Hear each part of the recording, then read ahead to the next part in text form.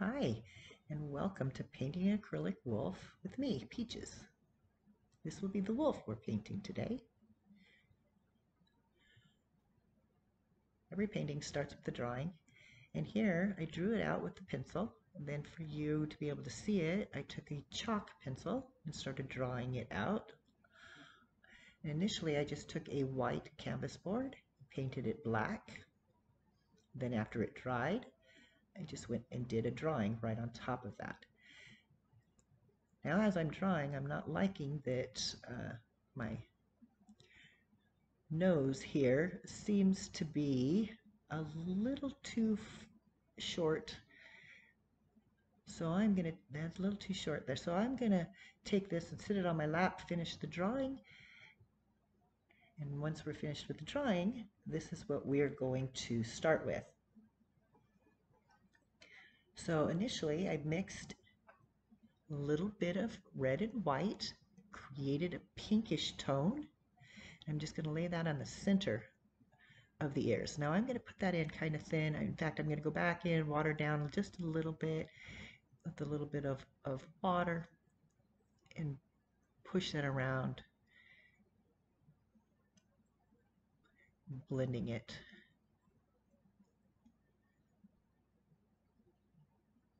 Blending it out a little bit. Then I'm going to mix up kind of a brownish tone, and I've just used the basic acrylic brown with some white and made a taupish brown tone that we're going to use for our initial undertones of this wolf. And notice that I've turned my brush and used it kind of a little bit stimpily on the nose. The hairs are really short on the muzzle of canines,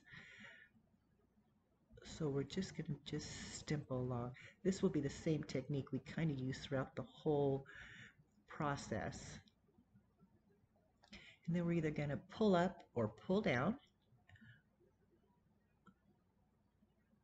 on the body of the animal.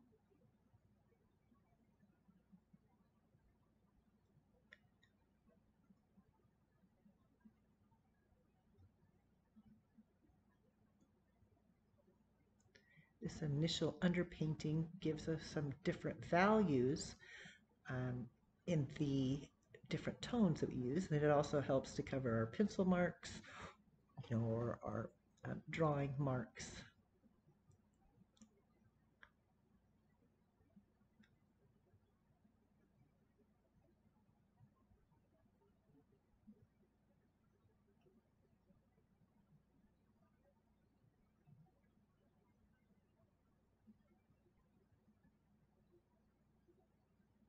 Just trying to pull some of that paint out. With acrylic, it dries a lot faster than oil, so it's hard to pull it out once it's set and dried. So here, we're now going to mix in a little bit of the yellow ochre with white. And I got this awfully bright, so that's okay. We're just going to stick with what we're doing, and then we'll come back in and fix that. We're going to try to do outside edges of the ears and pulling the hair in towards the middle. Everything goes in towards the ear.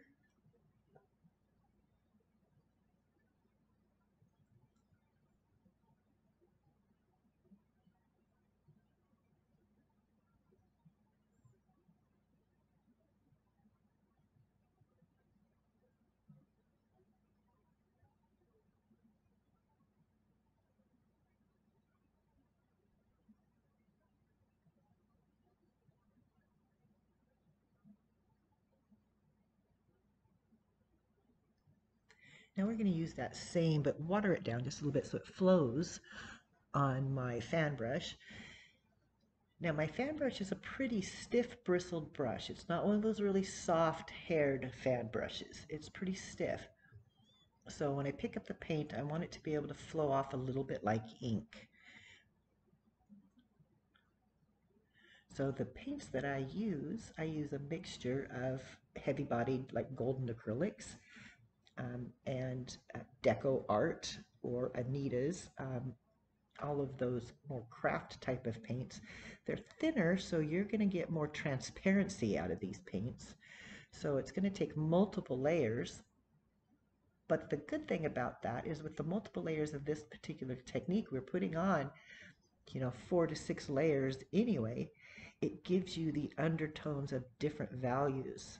So as we paint along, making sure that we're keeping the direction of where we want the hairs to go in each different layer, some of each layer will show through.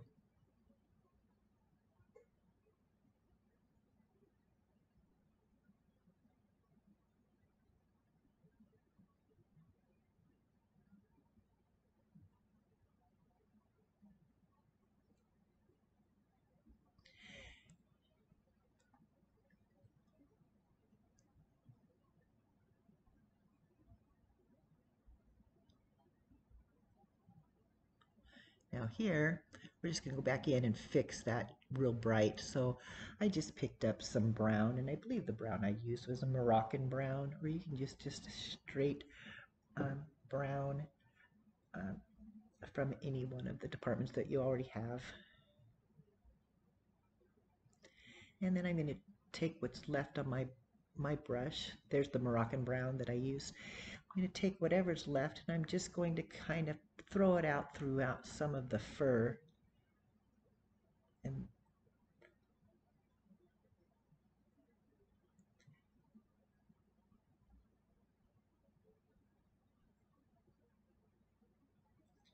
we're just getting some different color tones.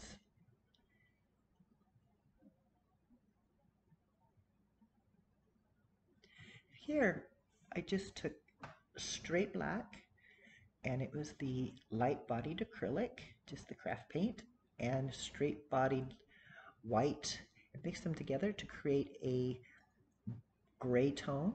And most blacks lean a little bit more towards the blue tone. So this is good to know when you're trying to mix up a gray and you're trying to do an animal. Sometimes what I do is I'll mix a black and white gray, and then I'll put a little bit of brown in it if I want it to lean more towards that. But we're wanting the two-tone effect here. So, and pay attention that the strokes. So you can see when I started the forehead and I brought those strokes, one section of the hair leans more towards one ear, one section of the hair leans more towards the other. They all kind of come together and meet between the eyes.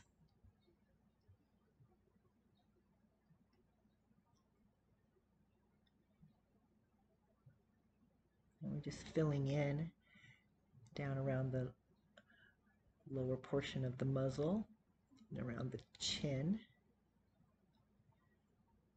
Get some of that gray over into the other side.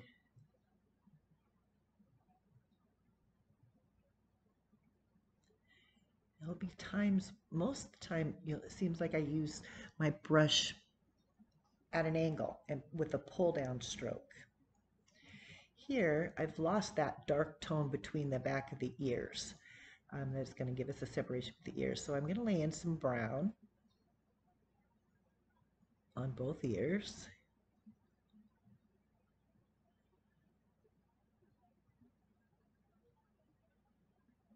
And it wasn't dark enough, so I picked up a little bit of black, mixing it in right on the canvas with the brown.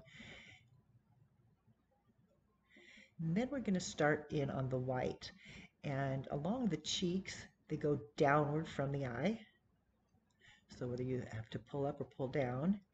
And then along the eye, it seems like most animals, from foxes to wolves, to any type of big cats, have white right directly underneath their eye. Then what I'm going to do is pull down around the cheeks because the hair is folding down around the cheek.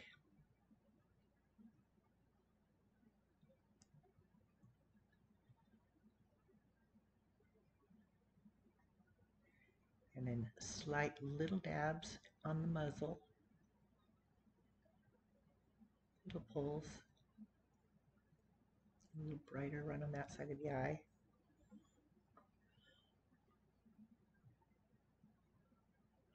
And then when you're on top of the eye, the hair is a little longer, and make sure you follow the direction of what direction the hair flows. You know,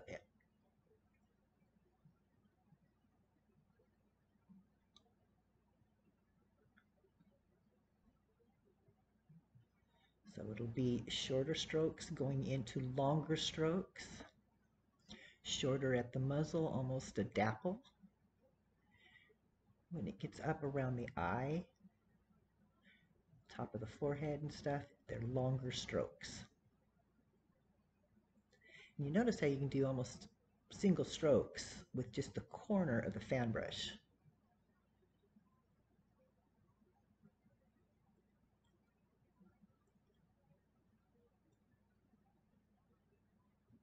A little bit longer strokes as you go up the forehead, more dappley as you come to the muzzle.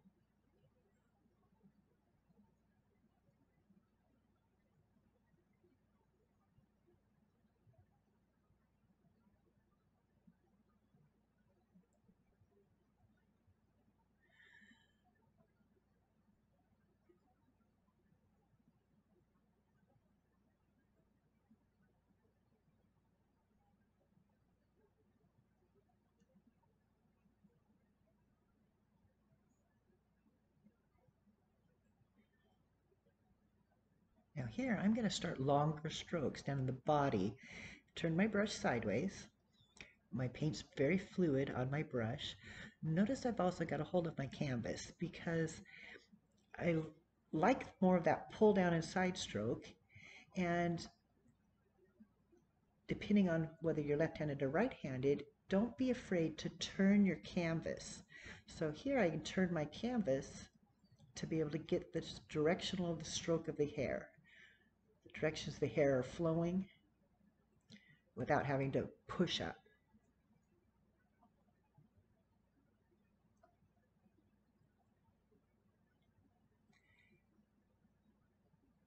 Now I could have turned this whole painting upside down and just pulled down in order to get those hair on the top of the head, on the forehead and above the eyes.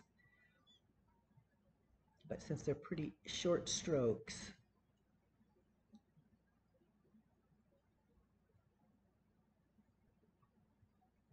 whatever's easiest for you.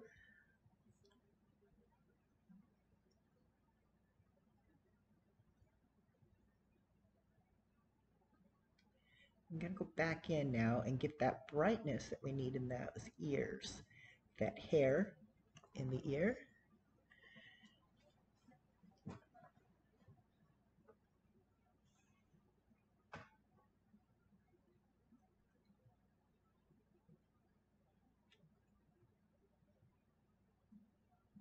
Pulling up to get that fuzzy, those little fuzzy hairs that go into those ears of this animal.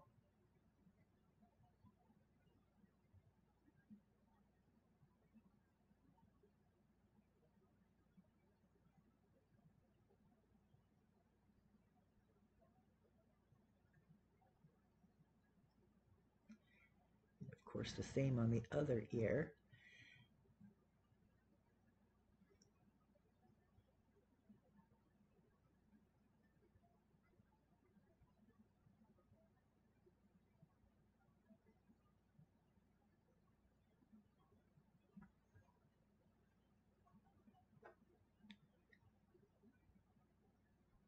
There we go, starting to get some hair in there, but we've still got too much of the insides showing, so we need to get as much of that over.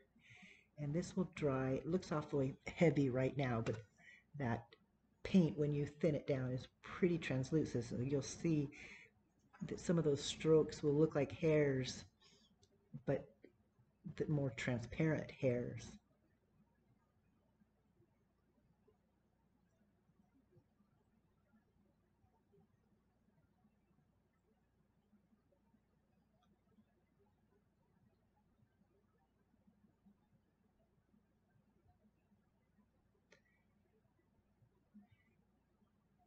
going to go up and work along the forehead and on top of the eyes. Now notice that I don't take my hair all the way out, beyond into the other coat.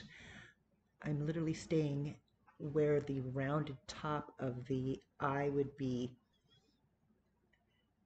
with my brightest whites.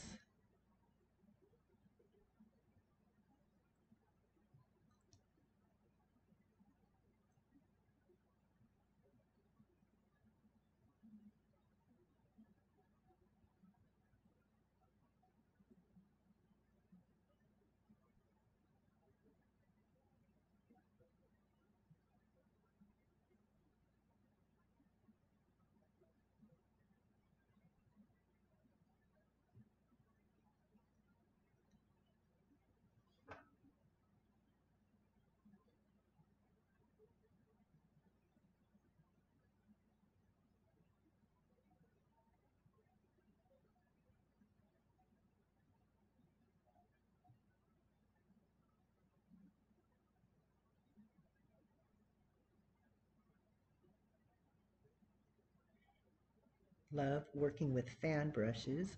Like I said earlier, this is a pretty stiff fan brush. This is not one of those softy ones. It's a stiff fan brush, so your paint's going to have to, kind of flow off of it like ink.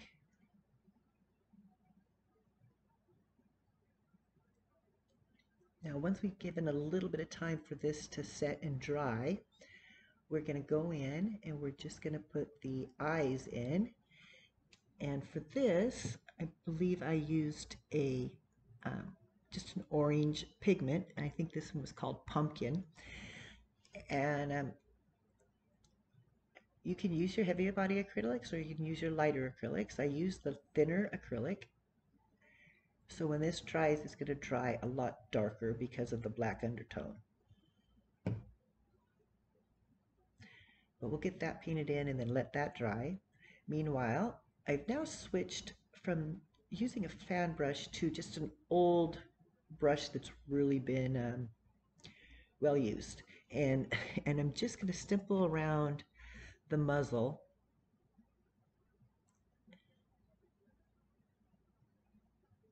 Got a little too narrow right there, so I need to lower that lip down on the side of this wolf.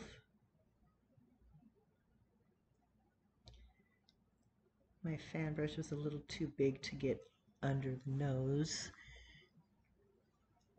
and around in that area.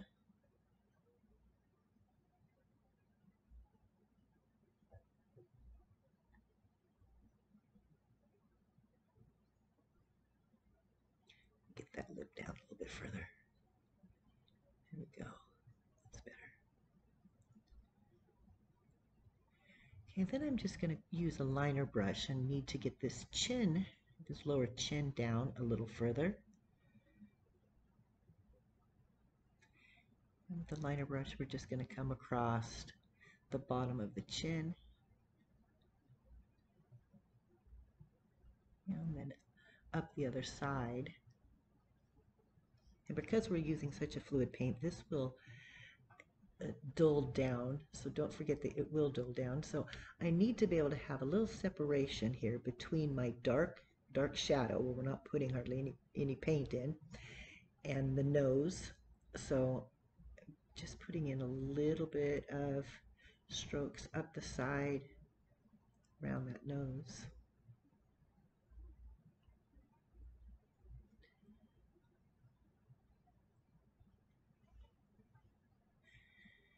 Now we're going to go back to the eye once that paint's dried there. We're going to get some black back in that eye, since we've worked so much around it with some grays and oranges. We're going to deepen that up, and then we're going to put the iris in. Make it darker, sets that eye back a little bit further.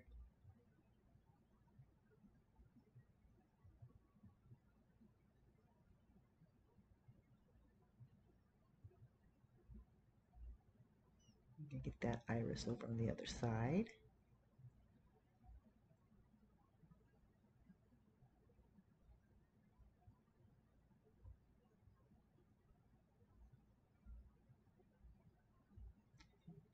get the dark right underneath the brow going into the eye. Get that dark.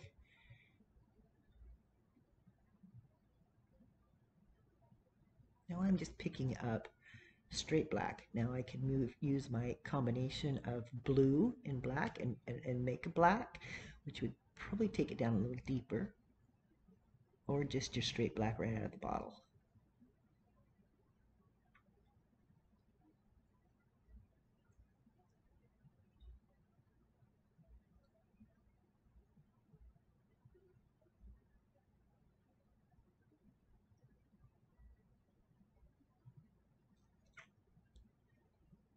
So then we're just going to go in and accent right between kind of the eye and where the beginning of the skin kind of starts right there, and give an accent right there.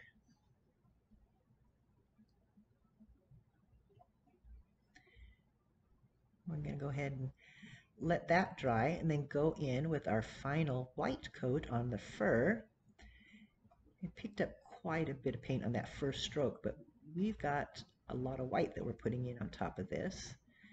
I don't know what happened to my color, or I lost color instead of black and white, but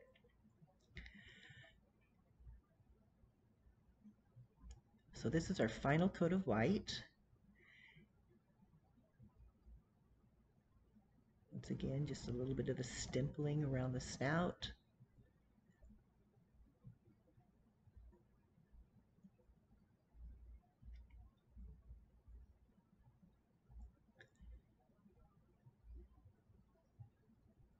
Our brightest will be right above the eyes.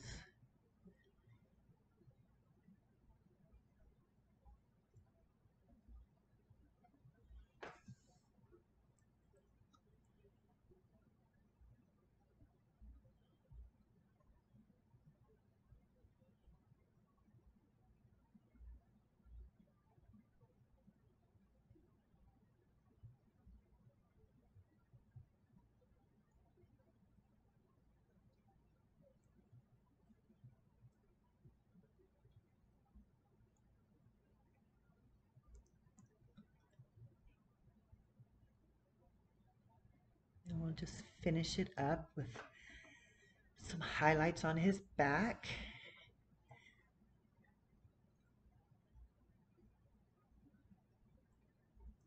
And there you can see where the undertones of those other colors really come into play.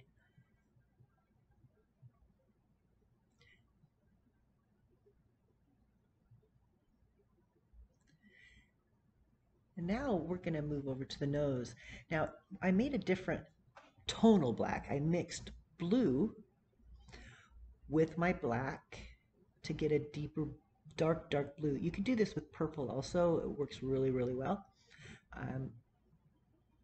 I just did the top of the nose and the outsides. I didn't do the inside of the nostrils. Then I mixed up a very pale, I mixed a little bit of white with that blue, or use it straight out of the bottle with the light blue, and you mix it down really thin, and we're going to do a wash.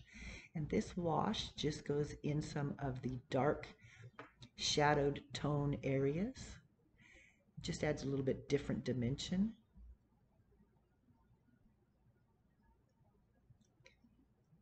I even use some of it, which it's kind of hard to see in this video, just on the black itself, on the shadow side of the animal, to indicate hair. If somebody came up really close to look, they would see these dark blue on top of the black that's just hard to see in video. In that area right there. Then I'm going to go in and I'm going to start the highlight on the nose, and I'm going to start out with the white on the bright side and highlight around the nostrils and the top of the nose. And then I'm going to mix in a little bit of that blue that I used for the wash and just tone that down to a very pale, whitish blue, very pale. Just tint it to continue on to the shadow side of this wolf.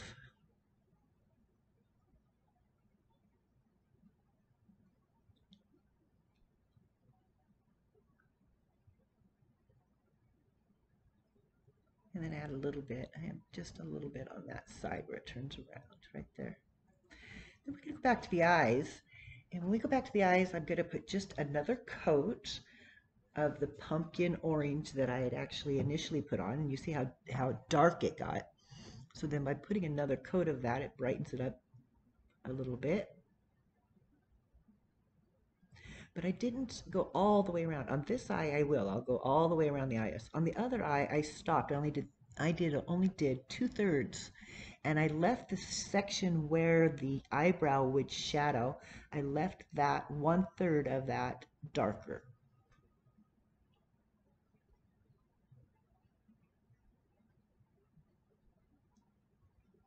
So now, what I'm going to do is to even get a little bit brighter, I'm going to mix a little bit of yellow